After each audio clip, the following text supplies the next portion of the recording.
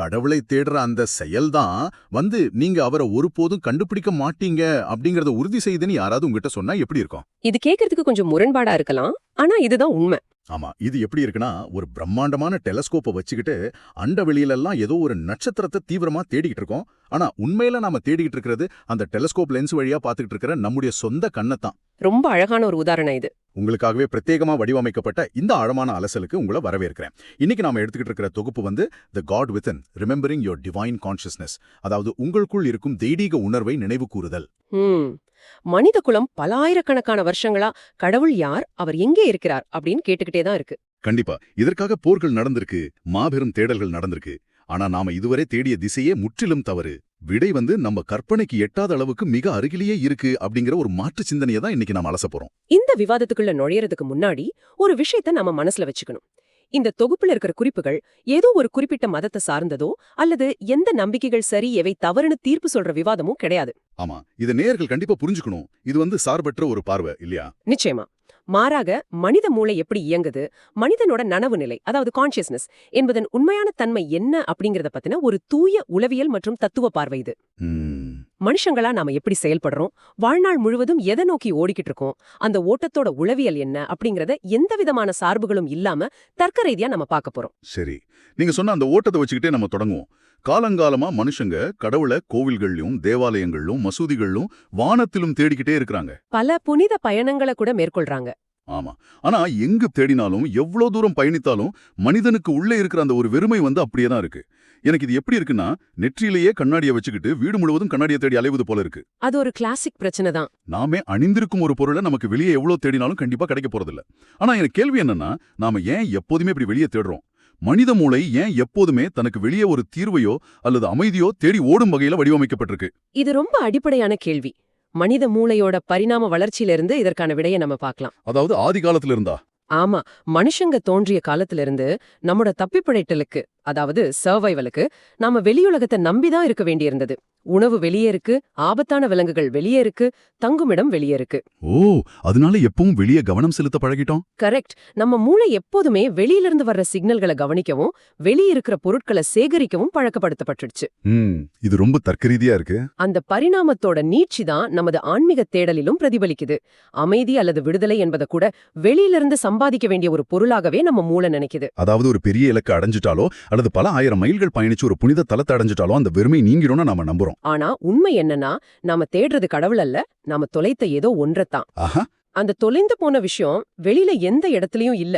அதனாலதான் அந்த தேடலோட முடிவுல எப்போதுமே நமக்கு அந்த வெறுமை மிஞ்சுது. நாம தேடுற திசையே தவறு அப்படின்னா நாம உண்மையில யார தேடுறோம்? இங்க உள்ள குறிப்புகள் அதை எப்படி வரையறுக்குது அப்படிங்கிறது ரொம்பவே ஆச்சரியமா இருக்கு. என்ன சொல்லுதுன்னா, கடவுள் ஒரு குறிப்பிட்ட உருவம் கிடையாதுன்னு சொல்லுது இல்லையா? ஆமா, வானத்துல ஒரு சிம்மாசனத்துல உட்கார்ந்துகிட்டு நாம என்ன செய்யறோம்னு பார்த்து தீர்ப்பிடும் ஒரு நபர் கடவுள் அல்ல. அவருக்கு எந்த உருவமும் இல்ல, முகமும் இல்ல, பேரும் கிடையாது. பின்னாடி என்ன இருக்குன்னு பார்த்தா அந்த விழிப்புணர்வு அல்லது கான்ஷியஸ்னஸ் அப்படிங்கறதான் கடவுள். இதை இன்னும் தெளிவா சொல்லணும்னா, உங்களோட ஒவ்வொரு எண்ணத்திற்கும் பின்னால் இருக்கும் நனவு நிலை, சத்தங்களுக்கு பின்னால் உள்ள அமைதி, அது நீங்க சுவாசிக்கிற காற்றில் எரியும் நெருப்பில் இருக்கு.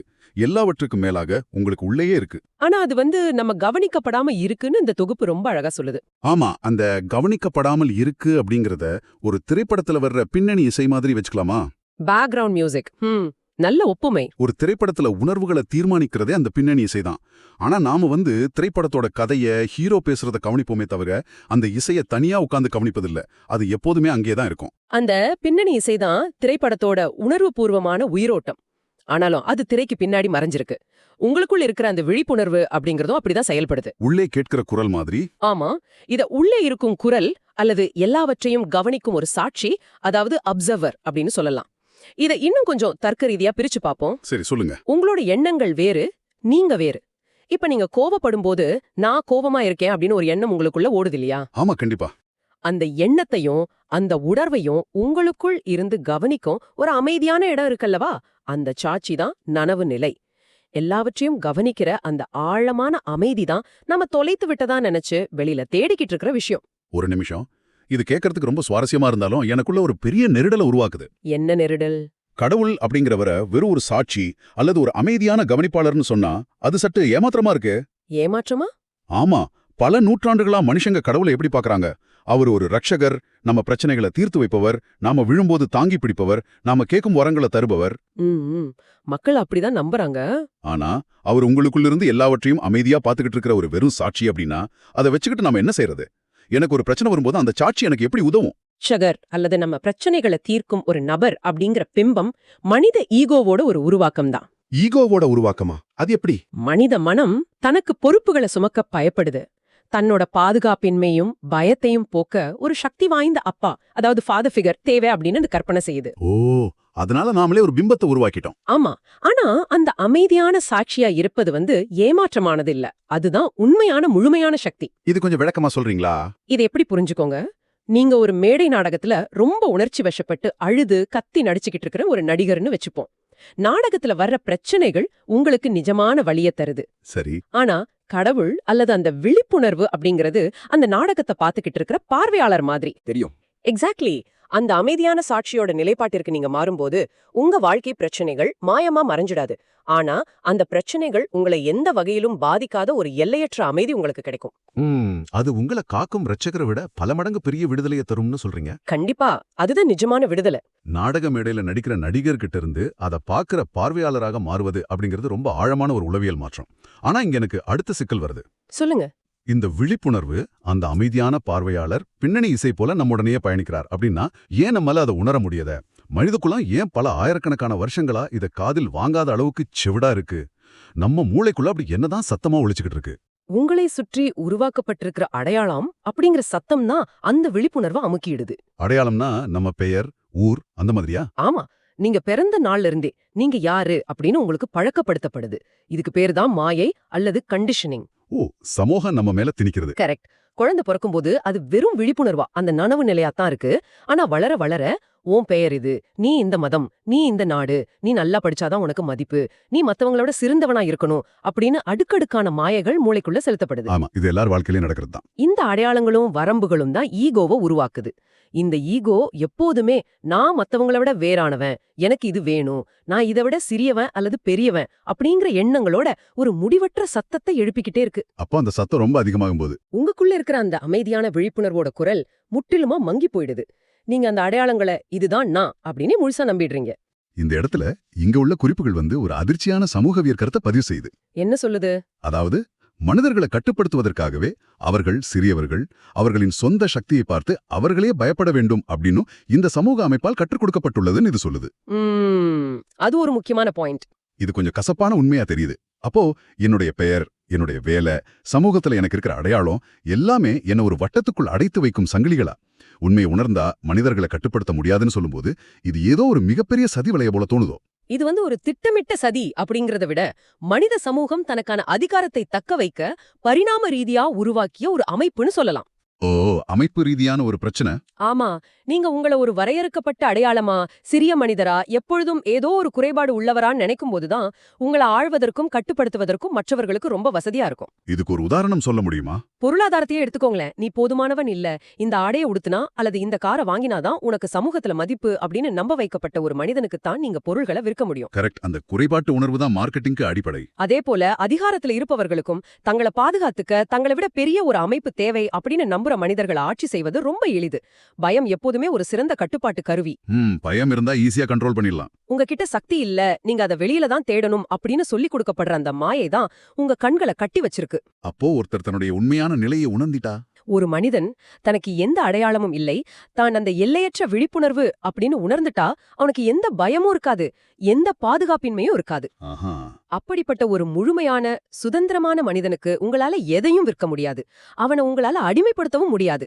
சுதந்திரமான மனிதர்களை எந்த அதிகாரத்தாலும் கட்டுப்படுத்த முடியாது. ரொம்ப பவர்ஃபுல்லான சிந்தனை இது. அப்படியானால் நாம இதுவரை நம்மை பற்றி கட்டி எழுப்பிய அந்த போலியான அடையாளங்களை, ஈகோவை முற்றிலுமா கழட்டி எறிஞ்சிட்டா என்ன நடக்கும்?